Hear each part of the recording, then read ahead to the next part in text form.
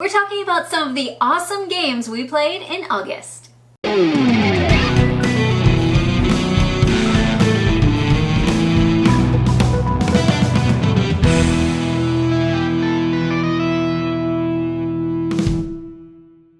Hey gang, welcome to Tantrum Ralph Studio 3. I'm Will. I'm Sarah. I'm Melissa. I'm Kevin. And I'm Ryan. We're talking about some awesome games from August. I think, Will, you're going to start us off? I'll be happy to do so. So in this video we are going to be talking about some of the games that we've been playing that we're excited about.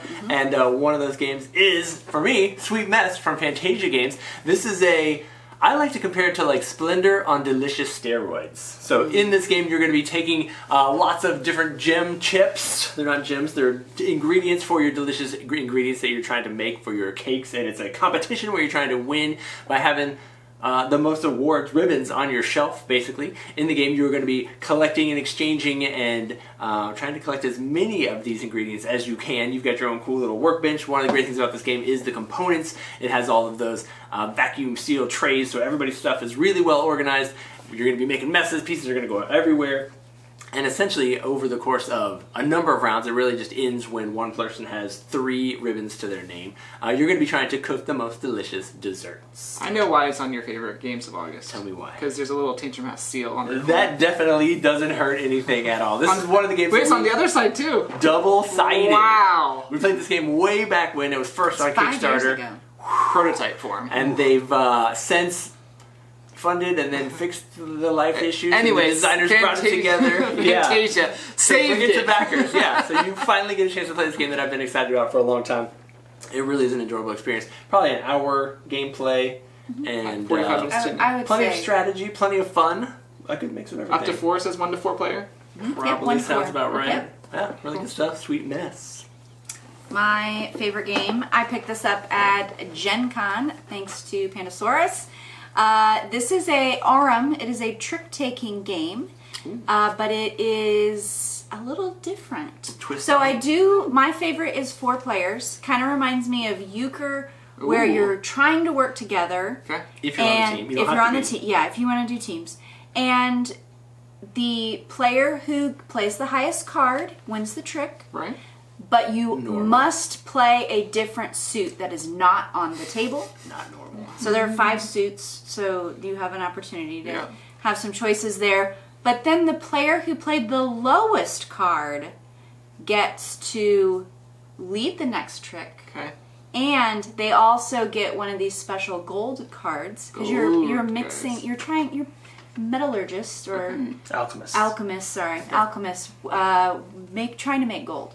So that you get one of those. Those are worth points at the end, as are your tricks. And they're the trump, which is interesting It too. is, yeah. So you could choose to spend your gold? the gold to try and Alright. win some tricks if you wanted to. Yeah, I want to try this sometime. It sounds Yeah. intriguing. You would like it. So the gameplay is fairly simple, and especially if you are familiar with how trick taking works.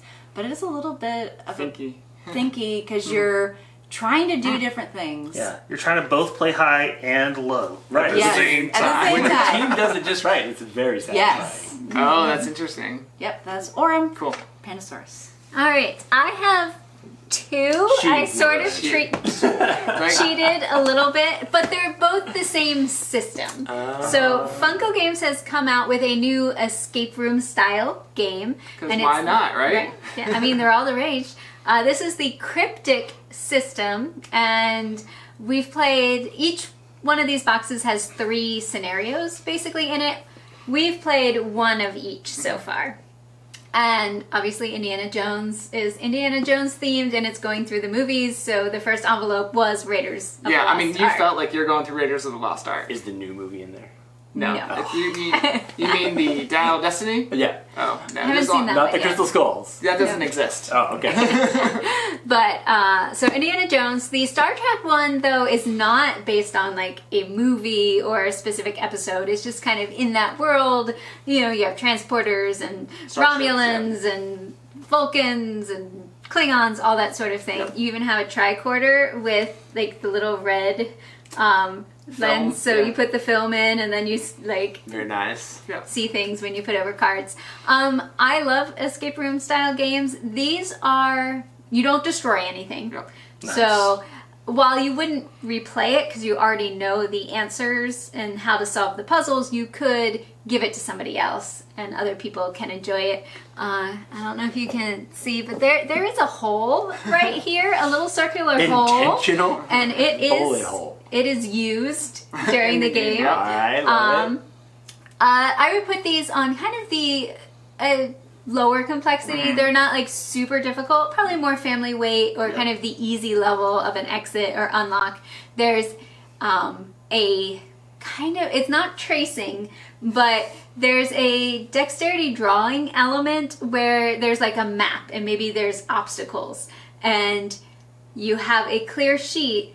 Basically you have to put the map at a different part of the table and then you're trying to like look at that and you're trying to draw and not hit any of the bad things. Yes. And at least in the Raiders of the Lost Ark, the first couple tracing ones were easier. It's like, oh, just get from point A to point B. And the other one, you know what's in the Raiders of the Ark, the snake one, you know, when he falls in the snake. It's like, don't touch any of the snakes, get around, don't hit the walls. Yeah, it was very difficult, but we all got to try it. Yeah, it was very enjoyable. So that's the Cryptic series from Funko. So far they have these two and I've enjoyed them and looking forward to playing more of the scenarios. Well, the one I chose is Imperial Miners from Portal Games. This is actually, I believe, releasing at Essen Spiel. So we got an early release copy from them, and I have a full review video that you can go check out on our channel. But just real quick, this is a tableau building game, up to 4, I think it's up to 4 players. Oh, 5. When the 5 players, oh, get that 5th player in there. Anyway, this game is nice because it's in the same universe as their sort of Imperial Settlers, Empires of the North. So you sort of have some of that sort of genre that you're already familiar with the different factions, the Egyptians and the Atlanteans, so you might be familiar with some of that. But this is in a sort of tableau building where on your turn, all you're really doing is playing a card to your mine, and then you're traveling up from the bottom, whatever card you played, up to the top of your mine, and basically doing actions or benefits of those cards on the way up. So you're continuing to want to go further and further down into the mine so you can get better or do more actions on the way up. There's just different rules on how that all works, and you're trying to collect or connect mine cards, gold mine cards, to get points. So there's tracks you can go up. That's a different part of the game. So lots of cool things that are interweaving with itself. Yeah, I enjoyed that one too. How does it rank with the other Imperials? So I would put this, it says a different game because it's very quick. I don't know how, it says 30 to 60 minutes. Like normally this is a 30-minute game, whereas most of the Empires of the North or Imperial Settlers, those are like 90-minute games. So it's just totally different in my mind. Yeah, I felt like it was maybe simpler. And maybe that's because the other games have so many factions and you kind of have to learn those factions. Whereas this one, they all work together. Yeah, you're drawing cards. You're not like playing a specific faction. Yep. I actually like Empires of the North the best now. Okay. Imperial Settlers, this would probably just be in a different world altogether. Yeah, different world. Is it so introduction to? Yeah, or is introduction it to. teach you There enough you go. to actually be helpful. You would get familiar with how the factions work, and then you could sort of use that in the other ones. So yeah, cool. This one's more puzzly, I think. Yeah. So check it out from Portal Games. So my game for August is Overboss Duel. Cool. We've done a review of it, so you can check that out on our channel. I really enjoy just almost everything that Brotherwise Games has put out, and I really enjoyed Overboss. So when I saw that they had Overboss Duel, I was like, I gotta try that. I got it at Gen Con. They were kind enough to give us a copy, and I played it, and it is more of that great Overboss play, but instead of being multiple players, it's only 2 players. They've taken the same boards from the original Overboss and they've conjoined 2 of them together. So you have one long board, and you can play your tiles anywhere on that space. So either in your traditional area or your opponent's area. You only score what's in your area at the end. And then there's a bunch of different ways to like move the stuff around. I think there are, one of the tiles is Icy Peaks, and you can slide stuff back and forth. And then there's also one of the tokens is like a pillar or like an energy stone or something. And instead of the portals that let you move tokens from the previous one. This lets you diagonally slide some of the tiles as well. So you might play really great stuff, and then your opponent decides to slide it to their side or rearrange it on your side so it messes you up and reduces your points, because some of the things can't be next to each other, like the icy peaks. And then there is a new token type.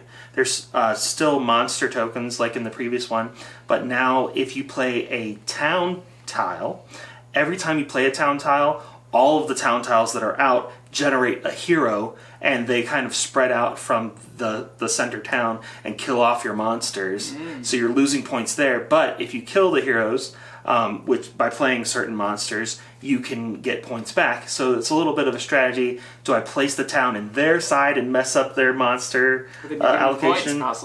Or do I put it in my side and try to kill it with my own monsters? So that's a nice little strategy part. And what I really liked about it was it can interplay with the original Overboss. You can play the tokens and tiles from the first Overboss in this one, and these in the first Overboss. So it's kind of like a standalone expansion to it, and I really appreciated that. And I really appreciated how the rulebook was laid out, because like page 1, it was like, have you played Overboss? You only need to read these 3 paragraphs. Don't bother with the rest of the book. Love it. I was like, that's what I want to see. I don't want to have to read this whole thing. Just give me the pertinent information. And they did a good job of leading me into that. So, is this a 2-player only game? Yeah, 2-player only. But, I mean, you can play all of this stuff, just not in a dual fashion in the original Overboss. Sure. There are a couple things, like those pillars, they don't cross over to the original Overboss. And there are specific boss cards that you only play in the original or in duel, because they pertain either to a head-to-head style or in the round table. I don't know what you call it. Multiple people? More than 2? What is that? But yeah, that's my game for August. Check it out. Excellent. So let us know what games you guys have been playing this month. What are some of the things that you considered hot game experiences from August? And then also let us know which one of the games that we are talking about that you're most interested in trying out. We did mention that we've got several review previews. We got one of Sweet Mess as well that you can check out on our channel. So yeah, be sure to check out everything we got going on from Tantrum House. And until we see you guys in the next video, keep playing games. Bye.